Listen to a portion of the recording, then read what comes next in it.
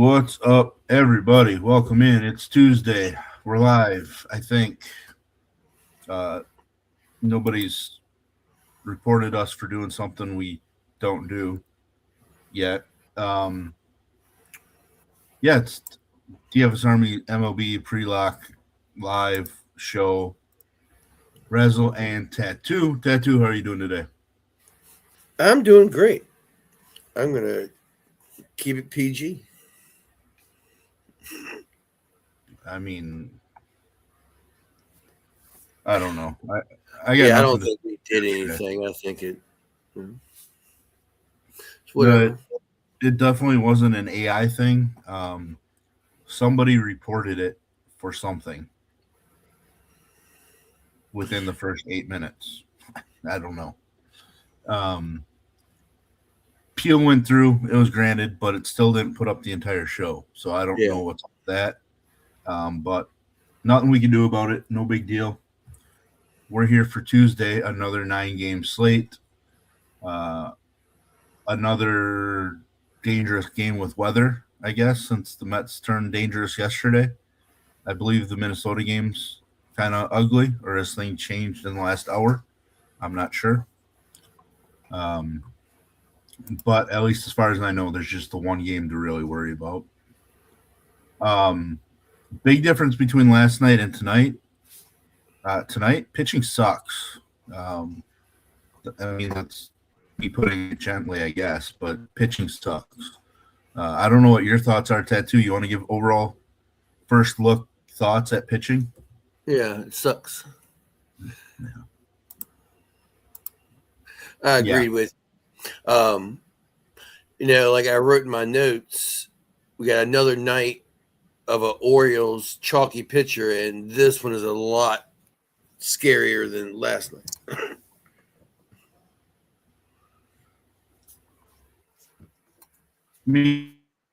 For me, the same pitcher right now, or at least this season. Like, they flashed that upside that we've seen in the past. Yeah. But then they walk too many dudes, and bad things happen. So it is a little bit of a worry, but I mean, he does get the same elite strikeout matchup that Kyle Bradish got last night. Yeah. Bradish finished with a bunch of Ks. He didn't rack up the Ks early in that game last, but yeah, we get an Orioles pitcher against the Angels as chalk. We get a volatile Robbie Ray as chalk. I love Robbie Ray, but he takes on a very dangerous A's team, thankfully in San Francisco.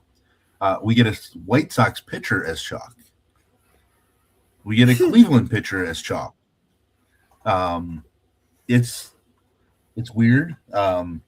We get the Dodgers pitcher as the fifth most, who doesn't really strike anybody out, and who I believe just gets postponed. It's supposed to rain most of the evening in Minnesota. I think it does start clearing up after 9 o'clock Central, or the chances plummet. So Minnesota is really the only one that I'm worried about. Yeah. I think New York should be fine. Maybe a late start in New York, but it looks like by 7 o'clock, it's precipitation just disappears, really. So I just think overall it's the Minnesota game.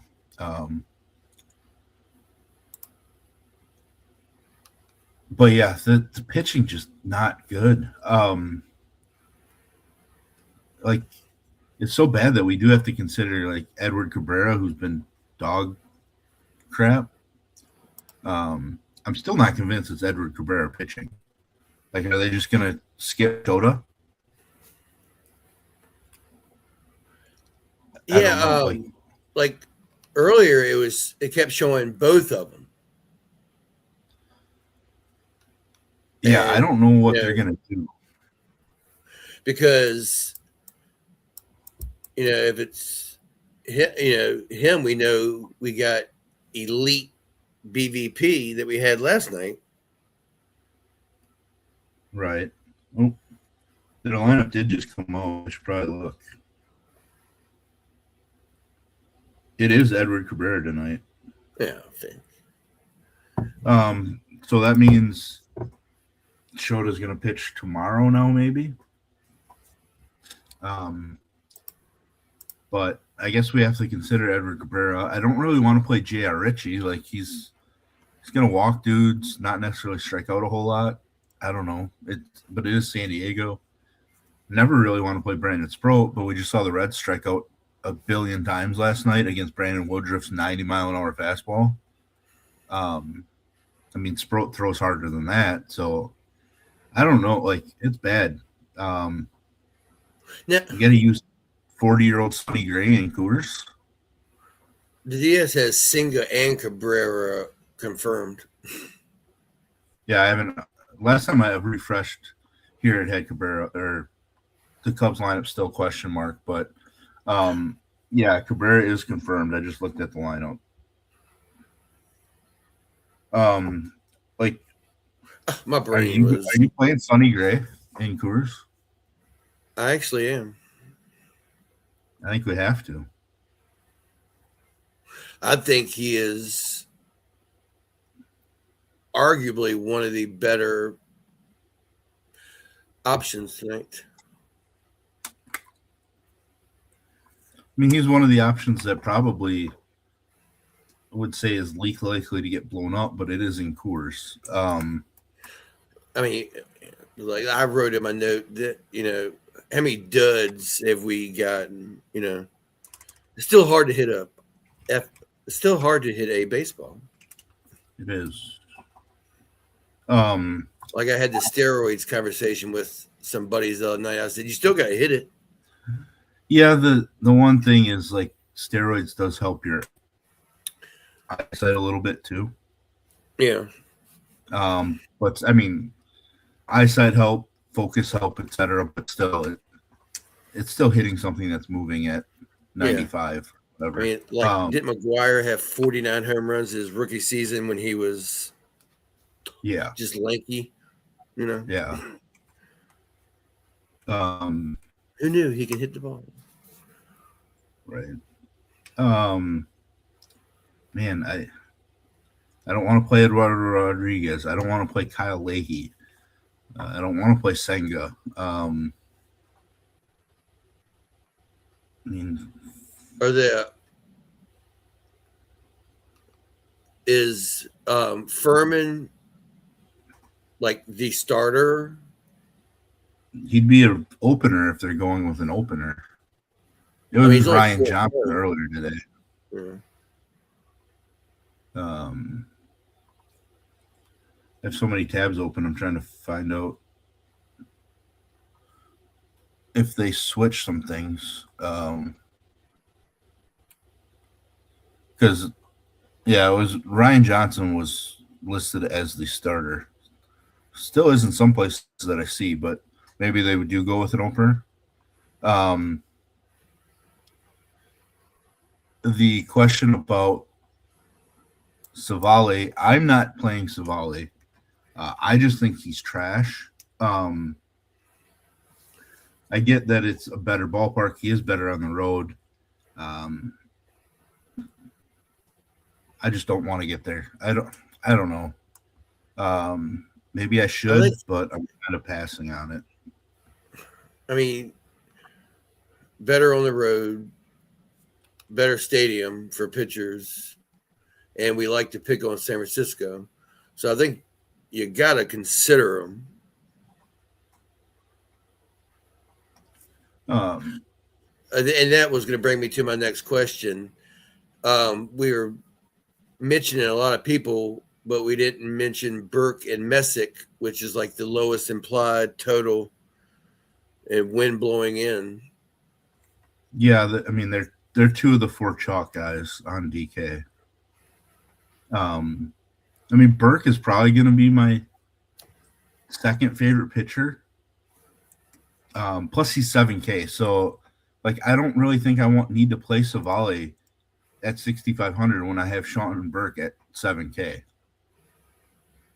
I mean, you got no 10K pitchers tonight. I mean, So, right, and pitch is not going to handcuff you from the jump. the three best, in my opinion, are 8,200 or cheaper. So, like, we're already cheap at pitching staff. I mean, Parker Messick is, right behind those guys. I just don't love the matchup as much for him as the other three guys. Or Messick's matchup's probably better than Robbie Ray, but Robbie Ray gets to play in the Grand Canyon compared to where Parker Messick is pitching. Yeah. So that's why I prefer Robbie Ray to Messick. But yeah, I don't know that I just need to consider Savali, at least personally. Drago probably playing 197,000 lineups, not just one lineup. But he's probably playing Burke in all of them just for fun. Probably. He's one of those guys that some nights chooses to play one lineup, wins everything, and then the next night might play a million lineup and still win everything. Brandon Lau, that must be an early game. Yeah, yeah. I think it's like a 6:40 game Against George Kirby. I mean, I'm not hurrying to jam in hitters against George Kirby, but I like the Seattle side of that game. Well, yeah, Seattle side of that makes more sense. Kirby's a little bit of a reverse splits guy. I guess power-wise, they're somewhat even. At least home runs allowed-wise, it's even between the two. But he allows righties to hit almost 300 against him. Just not a big home run guy. But I didn't look at the weather in Pittsburgh, so I don't know. Like, being on the early side, I didn't play those earlier games at all. Yeah. So I had to get my home run pick in before Drago stole it. I think Drago's not allowed to pick a home run for the next month. I think that's what the rules are. I have to go back and read the fine print of the season meeting, but there could be some amendments made. Yeah.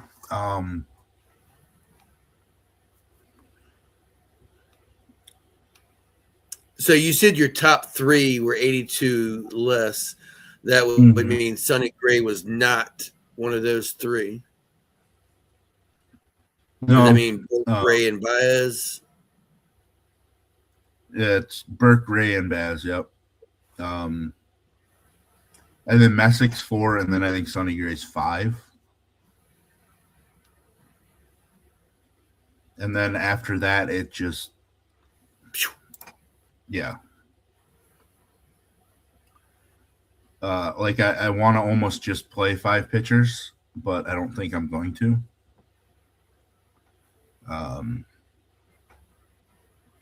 But we will see. Yeah, PCA has been absolutely on fire. Yeah. And he did beat Drago to Kozer.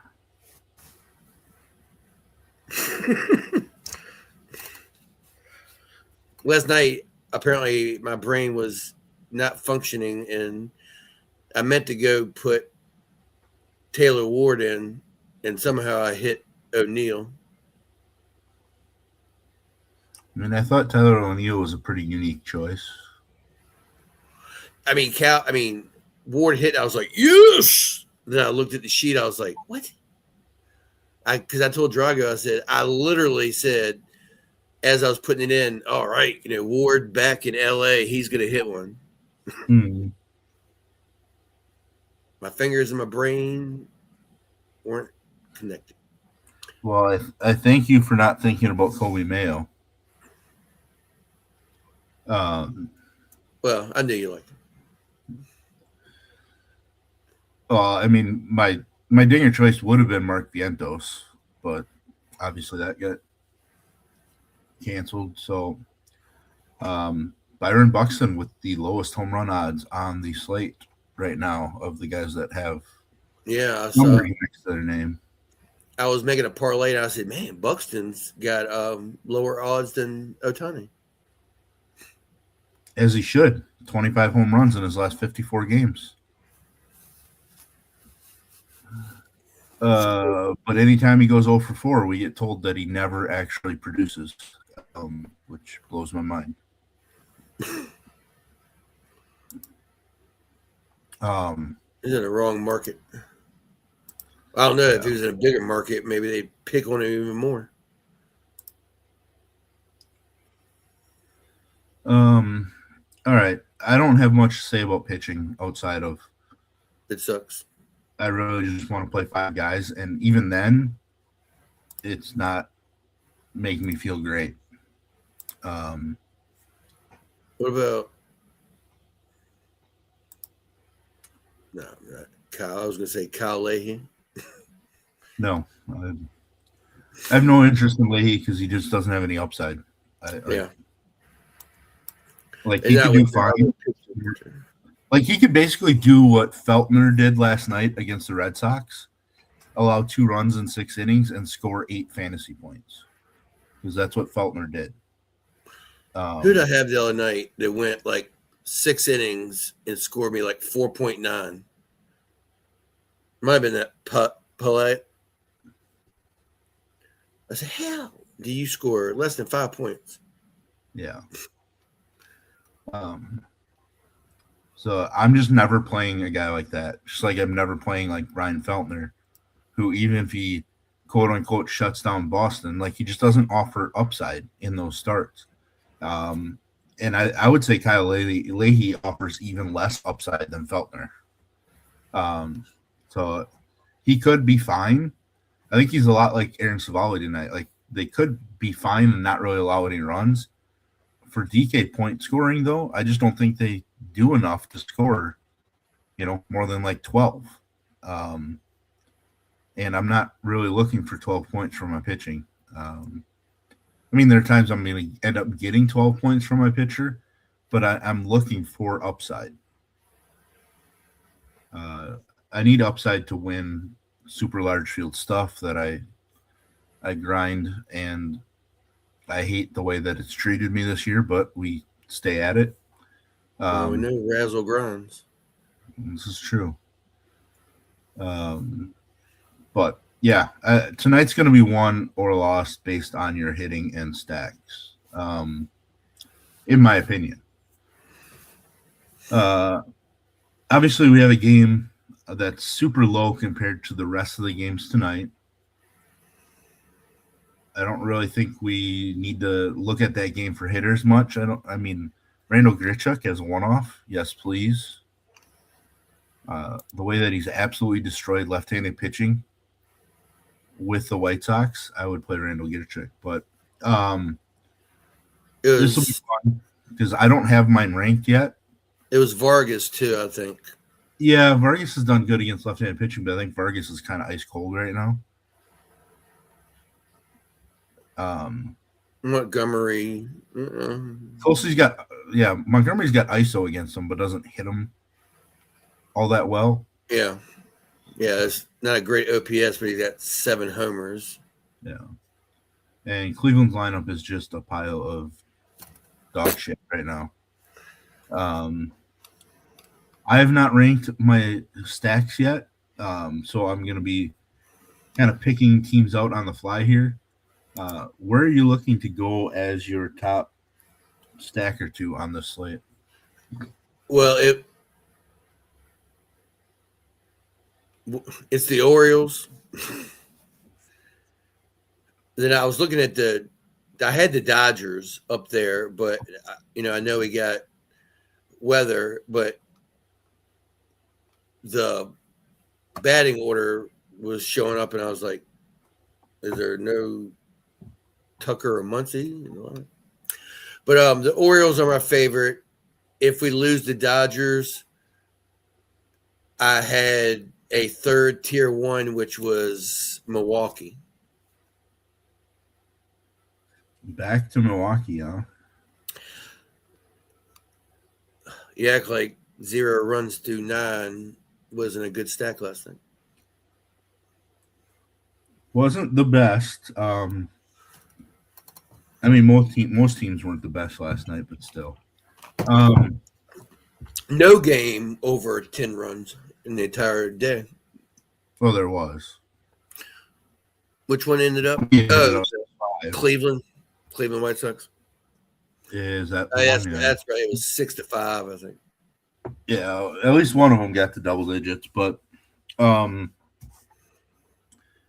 the Dodgers, Kyle Tucker probably won't be in the lineup because he left last night's game with a back issue. And Max Muncy might not be in the initial lineup because the Twins are starting a left-handed pitcher. Muncy would probably come on, but yeah, that's why they wouldn't be in the projected lineup or the lineup. I don't know if they've dropped the lineup for sure yet or not, but now that I switched over to the leverage tab, we see that Boston is the overwhelming chalk, right? Yeah. And yet they're still the number one leverage ranked team. That scares me because this Boston offense is bad. Sean Sullivan's pretty bad though too, but still the Boston offense is bad. So I kind of fight with that. But the average projected points per hitter is just super strong compared to everybody else. Colorado's up there, but do you realize that Colorado's the most expensive team on the slate tonight? That's crazy.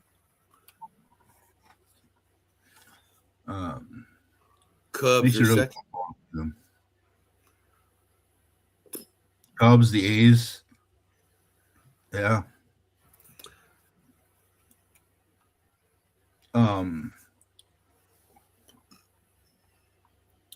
I really don't know who to put as my favorite stack right now. It probably ends up being Baltimore, and that feels not the smartest thing to do, but I don't really know where else to go. The Cubs? I mean, Baltimore hits home runs. Yeah. So. Cincinnati, San Francisco. I mean, Savelli sucks. Who did you say? Which one? Oh, San Francisco? Yeah, I mean, Devers is hot. Casey Schmidt. Yeah, the problem is like the rest of the lineup's not hot, but over the last few weeks, San Francisco is scoring more runs because the first 2 months of the year, they were the lowest scoring team in baseball. Like they've moved up to like the 6th or 7th lowest scoring team in baseball, like as of yesterday morning. So yeah, I do have a little interest in some San Francisco bats. Eldridge just cooled off a little bit, but I do like Eldridge. Try a refresh on the leverage stack, so must have been an update that came through. So we'll refresh it a little bit here. I mean, I don't know what changed, I guess. But I mean, there's no ownership. Unless FanDuel changed a little bit, but yeah, the reason I'm looking at Cincinnati is Brandon Sproat allows a bunch of runners, and it was rumored that Ellie De La Cruz is returning. I haven't looked at lineups yet because I was taking a nap up until the show started. So I'm a little behind there. Confirmed. Yeah. And that just changes. He changes their lineup so much, right? Just from a dangerous standpoint. I realize a lot of that lineup has struggled recently, but I think Ellie's energy coming back might, kind of flip a little bit of a switch. I'm not sure what Ellie did for rehab or anything like that, and that's something that I have to look into. But I don't know. I think we have a chance to see some explosive offense from Cincinnati. What were you saying about you didn't know what Ellie did? What in his rehab? Did he rehab and strike out a bunch, or that's telling too, right? Like if he strikes out a bunch in his rehab, I don't think he has a chance to be overly sharp in game one back. But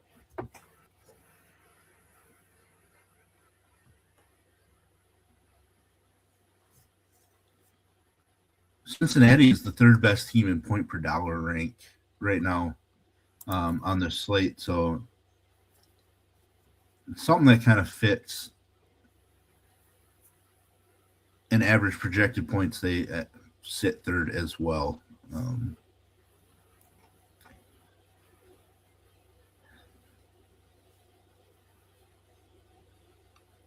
Man, it's like for all the bad pitching we have, it doesn't feel great to play some of these teams. Like, is it just a bad night for baseball? Is that what it is? I mean, it's not a lot of great weather. I don't know. I'm not a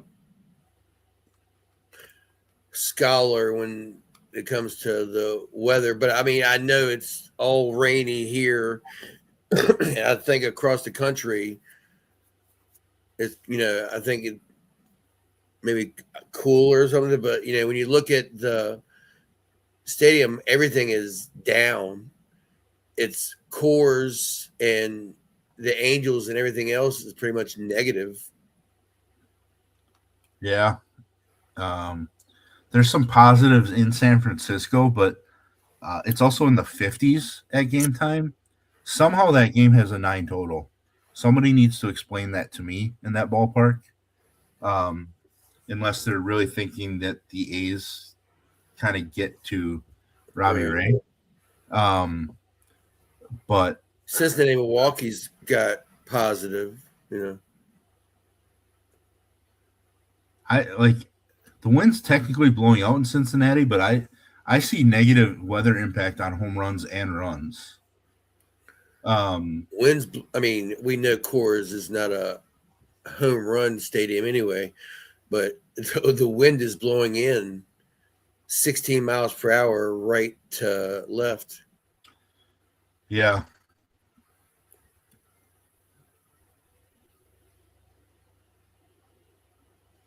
Makes me like Sonny Gray. God, I don't.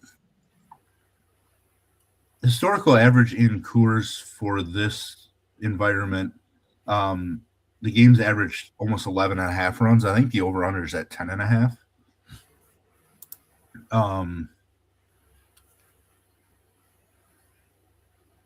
But a lot of the other games tonight, historical averages are lower than the current game total when first looking at it. So I don't know. Maybe we see something similar to last night. I don't know. I mean, I don't think we can see last night again, really, with these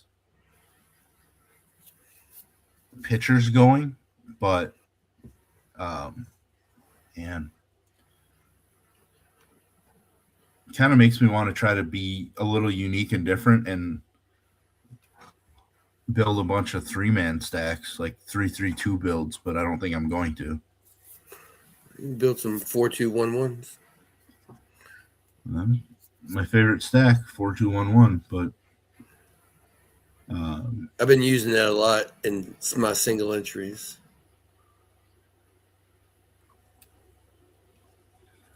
I don't know. I mean, really need to know about the Minnesota LA game because I'd like both offenses there a bit, but I just don't. I don't think they're going to end up playing. Yeah. The Dodgers against a bullpen game for the Twins is just like heaven for offense. That Twins bullpen's pretty rough.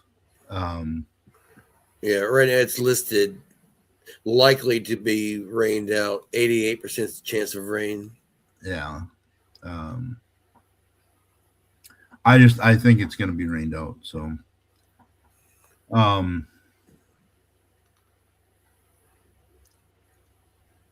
probably have to consider a team like the Angels since everybody's jumping on Shane Baz, and we know that he is far from consistent. I mean, Neto's hot. I like Logan O'Hoppe, Adele. Soler homered in his return. Obviously missing Trout hurts the look of the lineup, but really probably have to stack the White Sox too. Parker Messick as one of the chalky pitchers doesn't really instill a lot of confidence in me, but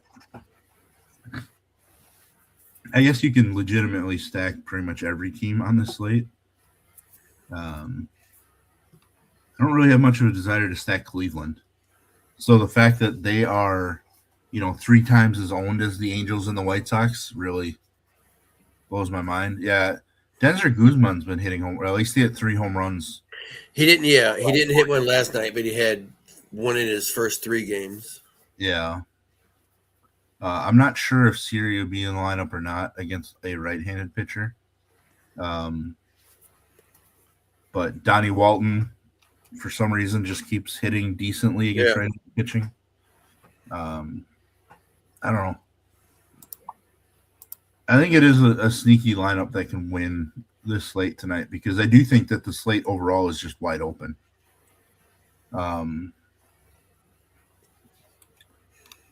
Would I be shocked if the slate is won by Atlanta? No. Herman Marquez just doesn't strike anybody out anymore.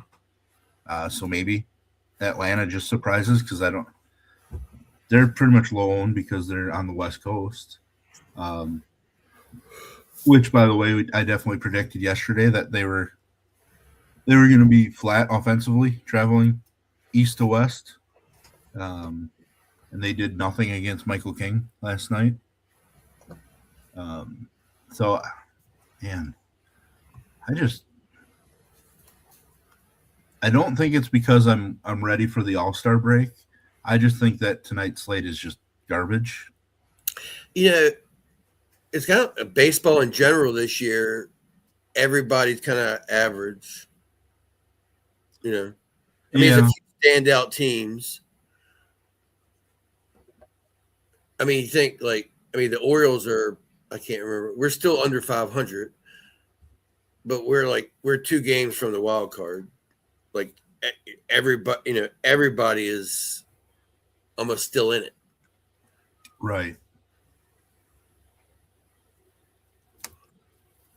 So I guess, in a sport that failing 70% of the time makes you an all-star, I think we're seeing even more of that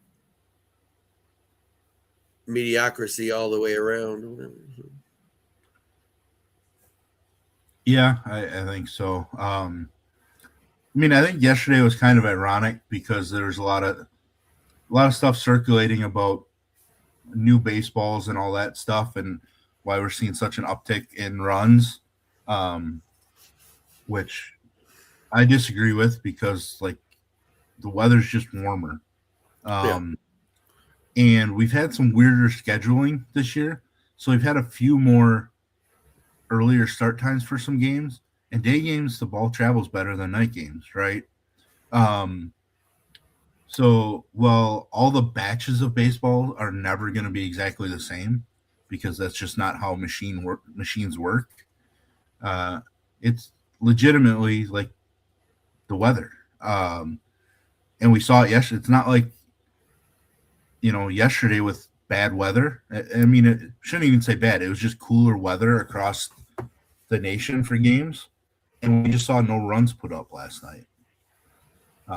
So it was ironic that happened last night after all the talk on the X about all the wind drag and all that stuff, which, whatever.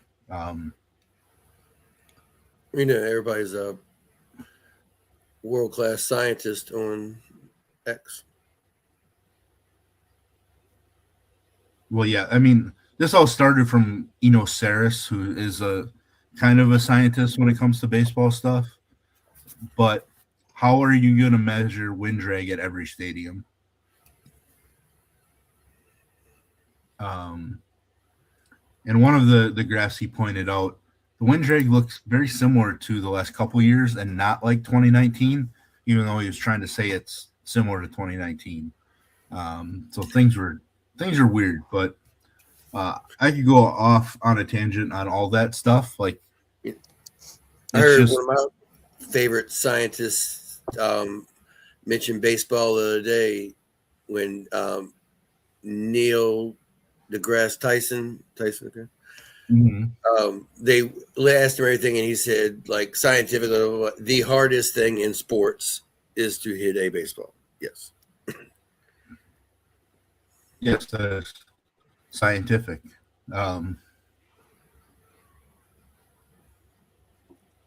It is. I mean, it is what it is. Yeah. Because he was on Shannon Sharp, but they were comparing it, and then they were talking about golf, and he's like, if a golfer and a baseball guy were talking, and he's, it was like, so you hit the ball, how small is it? Oh, well, how fast is it coming at you? Well, it's not. It's just sitting at my feet. Right. I get to swing at it. What about you? Well, the ball's bigger. Oh, but you just hit it off a tee? No, it's coming at me 100 miles an hour. Right. Yeah, I mean, it's definitely tough to play golf at a elite world-class level, but there's a reason why all these other athletes, football players like quarterbacks, baseball players, etc., they golf on their off days. Yeah. But yeah, I mean, really, like, you could roll out of bed and get lucky and score a goal against a world-class goalkeeper in soccer, right? You can just get lucky, yeah, just get lucky and hit a corner of the goal or whatever. You're not well, or you could cherry pick at the end, right? Yeah, like Messi. The whole offsides thing, but whatever. But like, I don't think you're rolling out of bed and getting hit off of Mizorowski or making contact at all. Fuck no. I mean, I could be wrong, and maybe you follow ball off. You got a better chance of getting me at my body. At my age and with my back now, like, I have zero chance of making contact with Mizorowski. 10 years ago, I would have.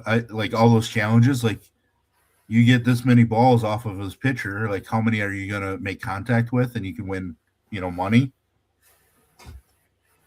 10 years ago, I would have made some contact since I was a ball player, and I've never faced 100, but I've faced 95.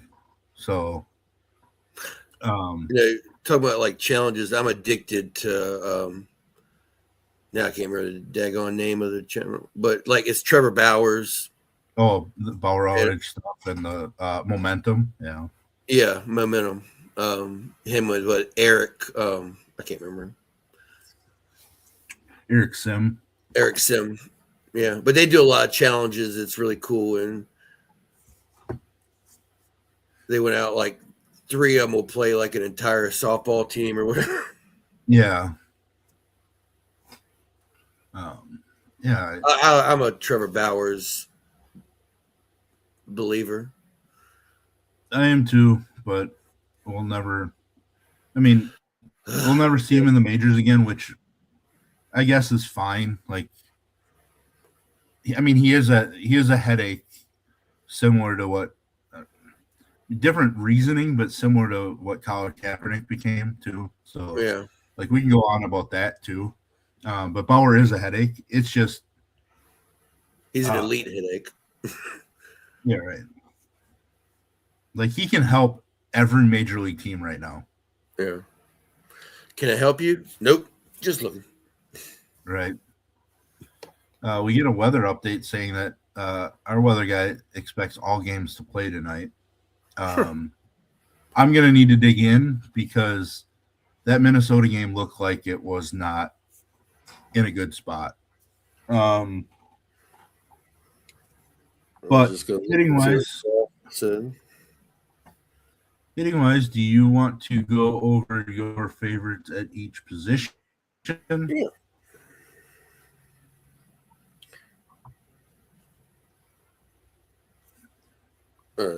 Weather focus mostly focus on rain chances in Minnesota. Let's see. I'm just going to use my sheet.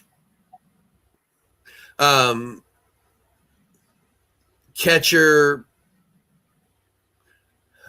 probably Logan O'Hoppe or Hunter Goodman. First base, I'm not going to steal yours. So I'm going to say actually like Wilson Contreras. Second base, it's Weatherholt or Ozzy Albies. Really, I do love Vargas at third. Shortstop, it's Gunnar. Outfield, Mickey. Mickey, he is so fine. And playing at home.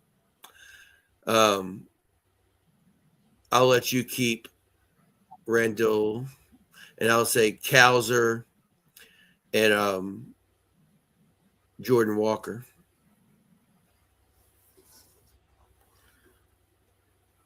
For me, I hate the catcher position tonight. There's a FanDuel, you don't even have to use it. Right. I've been loving catcher recently, not tonight overall.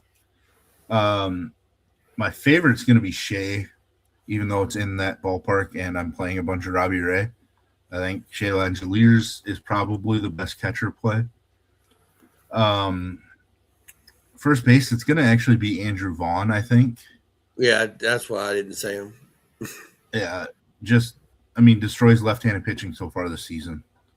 So give me Vaughn. 1348. As I quote Major League and tell you to give me Vaughn.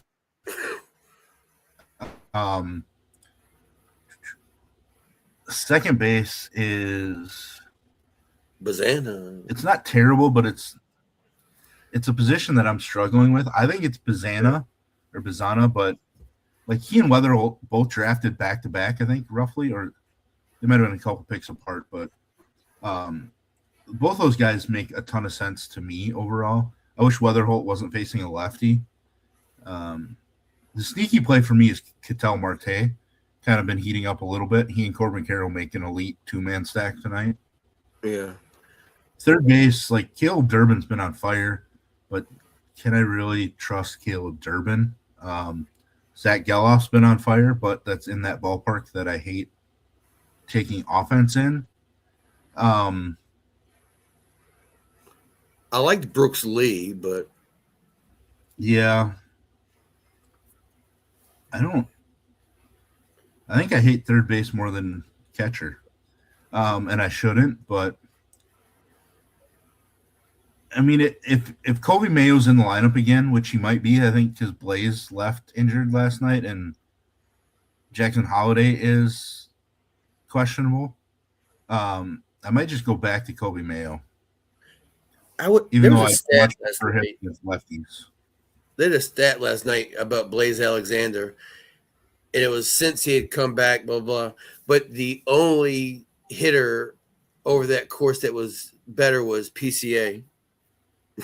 Yeah, he'd kind of been getting it done. Yeah. Shortstop, I mean, yeah, Gunnar makes a ton of sense tonight.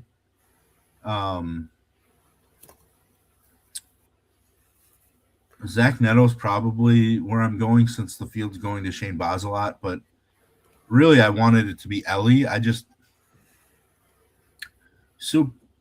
little bit more popular than I thought.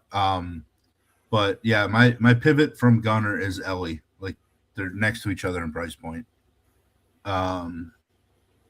Outfield, you mentioned, you said you could left him for me. Randall Grichuk left against left-handed pitching like a ridiculous ISO number against them with the White Sox. Something like 7 home runs and 47 plate appearances against lefties. I'm just going to ride the hot hand against left-handed pitching. I mentioned Corbin Carroll. I think he gets a little too overlooked on this slate. And then the other guy that I think gets a bit overlooked is, Jackson Merrill. Overall, kind of struggling, but I think 3 extra base hits and 4 stolen bases over the last 6 games. I like left-handed pitching against J.R. Ritchie. So I'm going to kind of gamble a little bit with Jackson Merrill. At least for me, I think he makes sense. Honorable mention to Carson Bench, who's been pretty good in the leadoff spot. And since the Cubs are going with Edward Cabrera, we get to see him versus a righty instead of a lefty this evening. You got any dongs for the people? Yeah. I was just going to oddball guy if you went with like the Arizona, but Tommy Troy has good. I mean, it's not a whole lot of bets, but 1404 OPS and 375 ISO against lefties.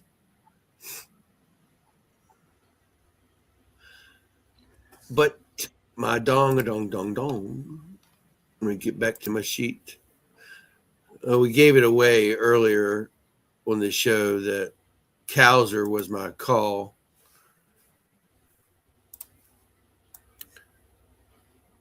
And I like Jackson Churio. I like Mickey Moniak.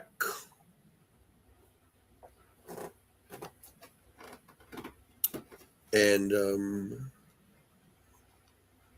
I actually do like Hunter Goodman. And oddball-y.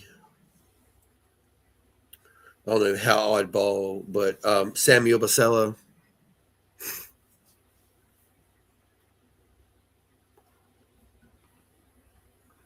Yeah, I think Basello is probably an interesting choice. I don't really know where I'm going to go with my dong prediction on the site. I mean, I have a feeling it's going to be Andrew Vaughn, but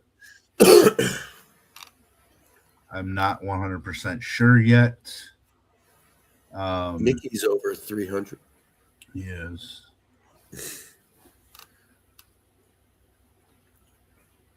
Shit, Pete Crow Armstrong is over 300. Yeah, I mean, it could definitely – Pete Crow probably be a decent bet too. Maybe somebody like Michael Bush, for me, makes some sense. Maybe let's just go with Randall Grichuk in his plus 559. Problem is he likely gets pinch hit for against a right-handed pitcher. So I don't really want to BCA lose at bats. Another one that probably gets pinch hit for when a right-handed pitcher comes in, Nelson Velasquez. He can crush left-handed pitching. So problem is Erod hasn't really given up that many home runs this year. But he's just one of those guys that I think gets overlooked. Plus 560 is not a bad number. But, once I scroll down, I don't really see a lot to love for me. I guess TJ Rumfield has hit some home runs over the last week. So him being at plus 690, even though it's against Sonny Gray and he doesn't exactly give up a ton of home runs or something, but TJ Rumfield plus 690 in Coors. I think he's hit 3 home runs over the last 6 games or something. So probably a decent spot. But yeah, that's all I've got. I think that's all we've got. Zane giving up. Yeah, Machado has been heating up. I just hate playing Machado right now because he's a lazy pile of whatever, but definitely has been heating up. It's all about money. Well, he's getting all of his money. That was a poor accent attempt at saying money. Yeah. It's all we've got. We're going to be back tomorrow at some point, similar time probably. Have not looked at the schedule. I'm pretty lazy when it comes to that. But, yeah, if you're not a member of DFS Army, there's a link in the description below. You can join us. 2 different promo codes, or 3, I guess, technically. If you want 10% off of a baseball package, Raz or Tattoo gets you 10% off. If you want to join us and get 20% off any NFL or VIP Core 4 membership, the Core 4 does include baseball. Best Ball 2026 is the promo code to get you on the team.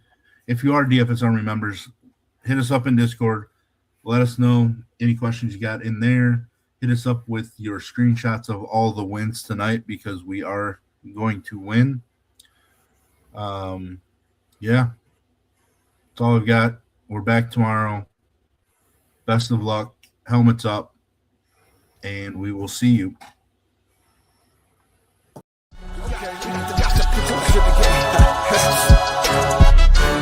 Got the best coaches in the game.